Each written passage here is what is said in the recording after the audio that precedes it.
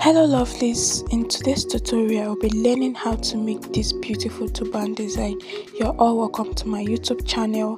Kindly support me by clicking on the subscribe button and also on the bell icon.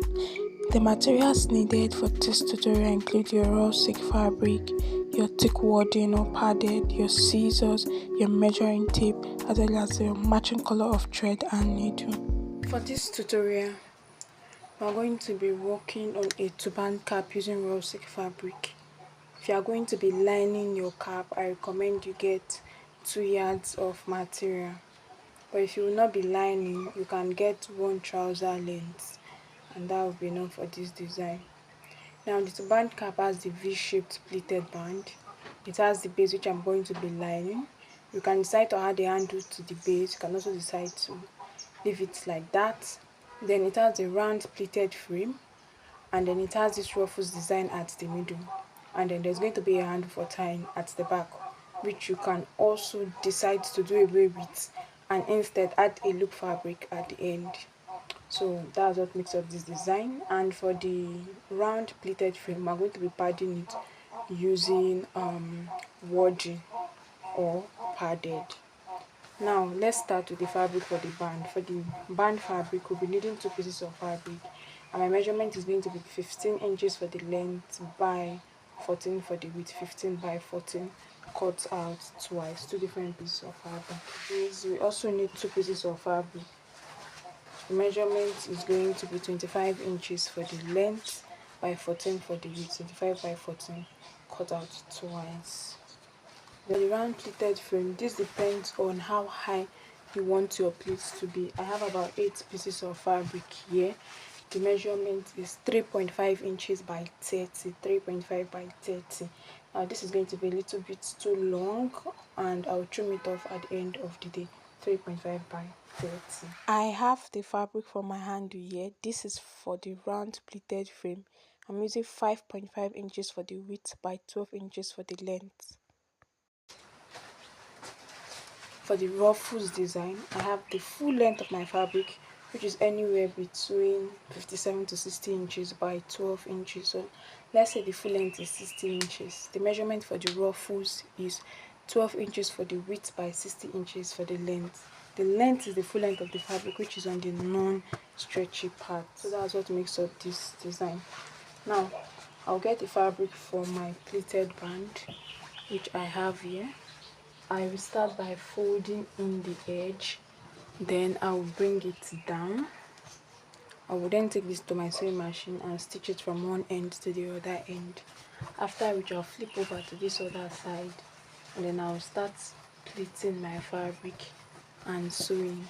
I'll keep pleating my fabric and sewing it down until I get to the end of my fabric. Round pleated frame, get each piece of fabric, fold into 2 equal halves and stitch it down from one end down to the other end for each piece of fabric. This same thing is also applicable to the fabric for the handle. Get the fabric for the handle, fold into 2 equal halves and then stitch from one end to the other end. The same thing also should be done for the fabric for the ruffles design. Fold into 2 and then stitch from one end to the other end. While stitching, remember that the fine side should be inside and the wrong side should be outside. Right here I have the fabric for my band already pleated and sewn. Fine side, wrong side, fine side for both pieces of fabric. So I'll go ahead to place one on each other this way to get that V shape. Then I will use my pin to help me hold it down in place.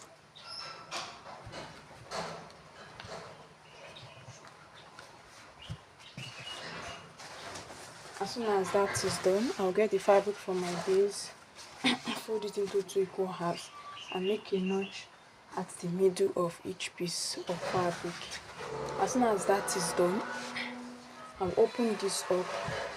First piece of fabric for the base, place it with the fine side facing, get the fabric for the band, fine side facing fine side, and then get the last piece of fabric for the base, fine side facing the fine side the first piece of fabric for the band, for the base, and then I'll take this down to my sewing machine and I'll stitch it through from one end down to the other end.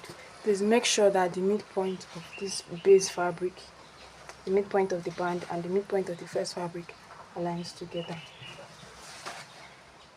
So right here I have the fabric for my base already sewn from one end to the other end, and I've gone ahead to trim it. This is the inner part of the cap. So when I open it up, this is what I have. This will be the wrong side and this will be the fine side. So I'll go ahead to fold this into two equal halves, and then I'll stitch it down starting from the band. I'll stitch it down to this end and extend it down to this very end. So I have my cap and I've sewn it down. I started sewing from the band. I've sewn it down to this end and to this very end. The next we'll be doing is our running stitch, but before then, if you do not want to add a handle to your cap, I won't be adding a handle to my cap base. If you want to add a handle to your cap base, make sure to fold your band into two, then place your measuring tape and then go ahead to take the actual head size of um the head circumference you are working on. For instance, I'm working 22 inches, so on fold it will give me 11 inches, and then stitch on that very end down. Okay, then if you're working with 10.5, because this raw silk fabric it stretches a lot, you can come and use 10.5 depending on the head circumference. Get the actual head circumference and then stitch it down. Now that that is done, we'll go ahead with our running stitch. So I have my needle and thread here.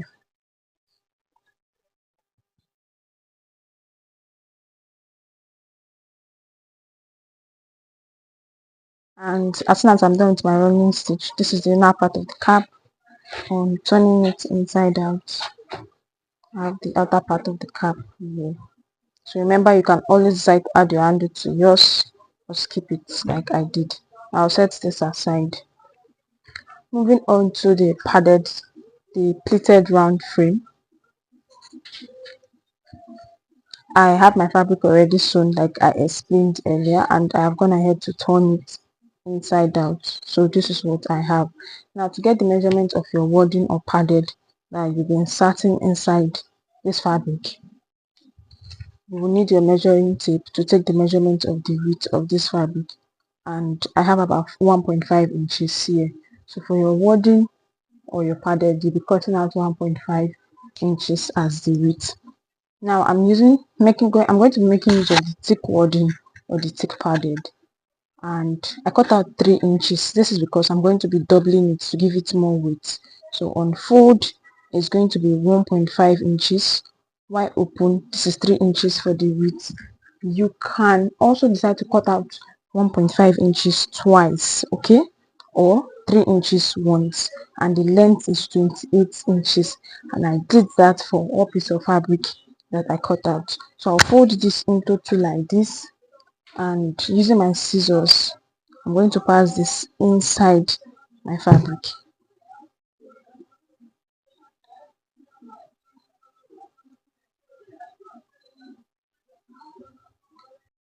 So remember to keep the sewn part at the middle of your fabric. Okay, keep folding your wadding into two.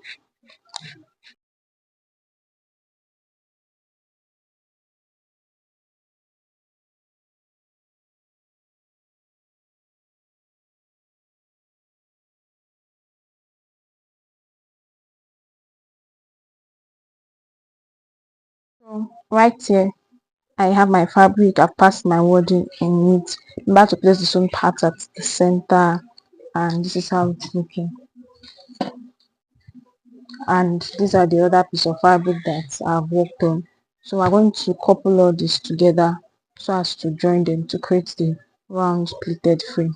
Here I have my fabrics, and to just help me hold it in place to get my design, I'm going to arrange it. What I did was to mark the middle of each piece of fabric so that it will be easy for me to work with. Then I'll place each fabric at the middle, pass my needle and thread through it at the middle, secure it together, then come to the side to do the same thing. Do the same thing for this other side. so as to help me hold it down in place.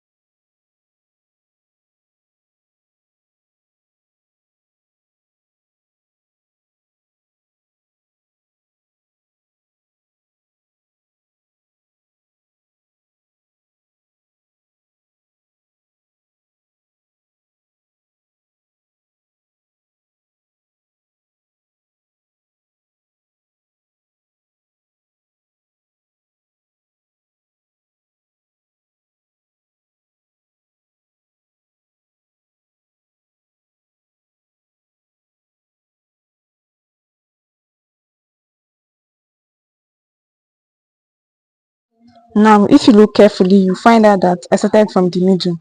Remember, I said I folded each fabric into two and then marked the middle. So I started from the middle so that the edges can be easier for me to work with. Then, after tacking down the middle, I tack down this side and I tack down this other side. If you will observe later on, you find out that the ruffles design we're going to be working on is going to be covering this part that I tacked. So even if the thread is somehow visible at the top, it's still okay. Why for the side? When you're tacking, you can tack in a way that the thread will not be visible at the top. So this is it. And then while I was trying to create this, I was working together with my dummy head so that I can have something very neat, very round and perfect. I later increased the number of my pleats to about 10 pleats because the material for that is the wording material was not as thick as I would have wanted it to be. Now instead of using two pieces of wording, you can also make use of three pieces of wording and one fabric. Then the outcome will be really thick. So that is that. Now to continue, I'm going to be tacking the ends this time around. I will just get my um pleated frame on my dummy head and then pleat and extend my pleats down to the very end. Now the thing is, when you get to the very end, I'm going to trim off my fabric and also reduce the wording. Okay, the wording should not get to the end after trimming off the fabric. And then for the top, I'm going to be tacking in such a way that the needle and thread will not be at the top here. So what you do is that when you get to this point, because I want to do this off camera, that's what I'm trying to explain now. When you get to this point, let's say you have passed your needle and thread up to this second to the last split. When you get to this point, you pass your needle and thread inside the fabric like this. You pass inside the fabric like this. So when you pass like this, it will not be visible at the top. Then you come out from the next point where you want to tack. That is how to make your thread or your sewing stitch hidden at the top.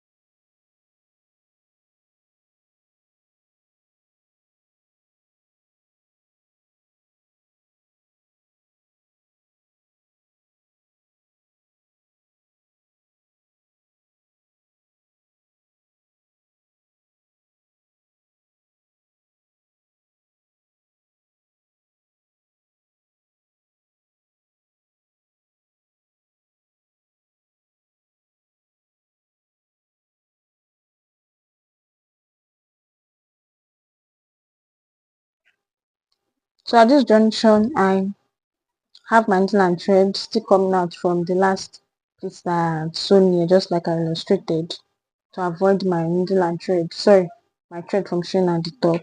So the thread and needles, they have arranged my round pleats. So just like you saw me doing earlier, I trimmed off the fabric. I used the last fabric, the last pleat as an example. Okay, so I trimmed off this other fabric to the size of the last pleat, and then I reduced the wording. Like this part of the fabric here, there is no wording. Okay, so you want to place this pleat on your dummy head to get the fitting, so that you know which part to cut off and where to start cutting off for your wording. Now that that is done, I had to use my um dummy head to also get the round shape. Now I'm going to now extend my needle and thread inwards to tack this, and as soon as I'm done, I'll also repeat the same thing for this other end that I have.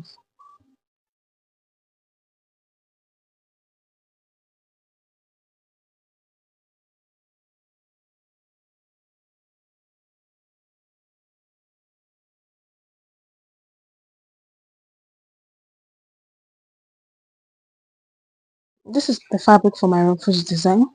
If you look carefully, you find out that this is the main sewing stitch. I've sewn it down from one end to the other, after which I came to do another sewing stitch. So I decreased it a bit. I just measured about 2.5 inches, that is on fold 2.5 inches, which would be 5 inches when open. So this is about 2.5 inches. It's not up to 3 inches, 2.5 inches, and I just had it sewn down and then extended it. So I did the same thing for this other end. This was where I marked it. Okay, then just had it sewn, then brought it back to the main line. I will turn this inside out. You can also decide to trim off this part. I'll turn this and get back. Turning it inside out, this is how it is. You see that this part is a little bit smaller. That extra sewing has decreased it down a bit. The reason for this is this: we are going to be passing this pleated frame inside this fabric in order to create that ruffles design, and so the smaller it is, as soon as we are done passing it in, we can now stitch it down easily. So I have my pleated frame, I have my ruffles fabric, and I'm going to pass this in. So I'll fold the edge in and then pass it. You see that if we had not stitched it earlier, the like I said, the exact measurement we get after folding and sewing will be way bigger than this, and we have excess allowance.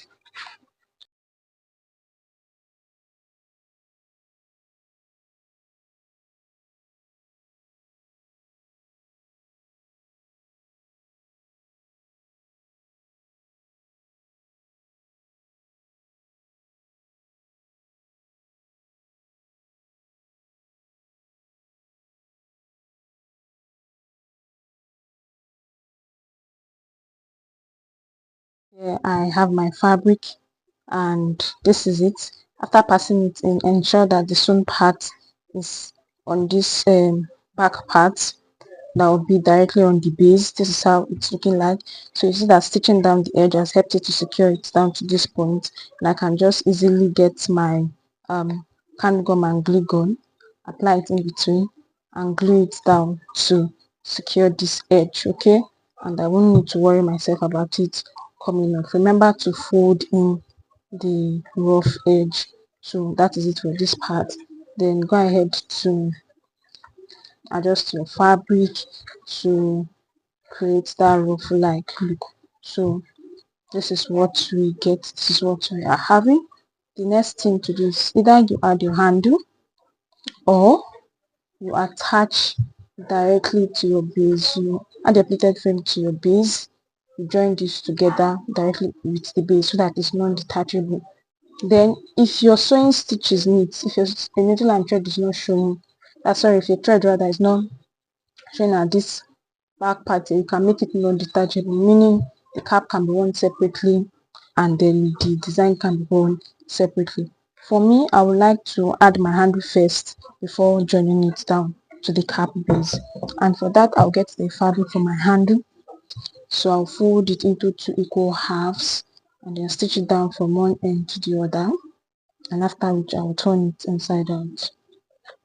So stitch with the fine side facing each other and the wrong side outside. So after stitching and turning it inside out, this is the first piece of fabric and this is the second piece of fabric. So I will get my frame, then I'll fold this rough edge in, and then I'll pass this inside my fabric for the handle, and also repeat the same thing for the other side. Then I'll get my needle and thread for tacking. So as I are done passing the handle in, I have my needle and thread, and I will just start tacking it in and out this way.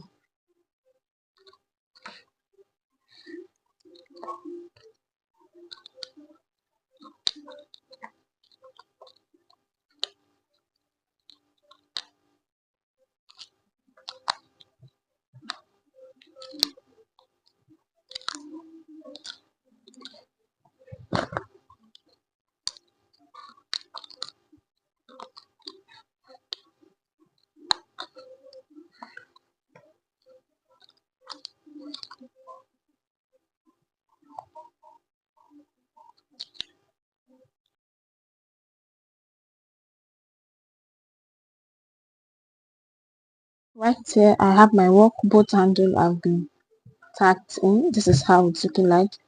If the ends are neat and you do not have your sewing stitch join at this end, you can leave it this way and also leave your cap this way. There is no need to further join it together.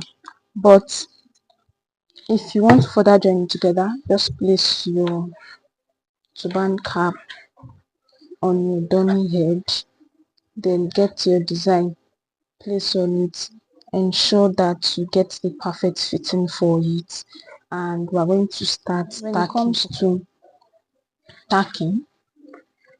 Let me just hold this down. When it comes to tacking, we'll not be able to tack this part that has the ruffles, so our tacking is going to start from this end where the ruffles stop. So you start by passing your needle and thread from the wrong side of the cap. You can also get your pins to help you hold this down together. So this is my cap and my pleated frame, and then I will start like this, just the way we tack down the pleated frame together. I start by passing my needle and thread. See, I'm starting from the side because of the ruffles design. So this is where I'm starting from, where the fabric for the ruffles ends, and I'll go ahead to pass my needle and thread all the way to the top. But at this point you want to be very careful so that your needle and thread does not show on top here. So your needle and thread should end either the second to the last pleat or at the back of this last pleat, and I will tack down to this end just the way we tack down the pleated frame together. I'll also come back, tack down this side together. Then you can use gum to hold it in place, or still carefully try to tack it down in a way that you will not disrupt the ruffles. So whichever one you, however you can do it, just use your experience and follow your intuition as a headwear designer to join this down together. So I'm going to do this and then place on my dummy head to show us the final outlook. This is all that there is to this particular design. Thank you so much for watching. Please like, share and leave comments in the comment section. Kindly follow us on Facebook and on Instagram as well as TikTok. We are there as Jenie Concept.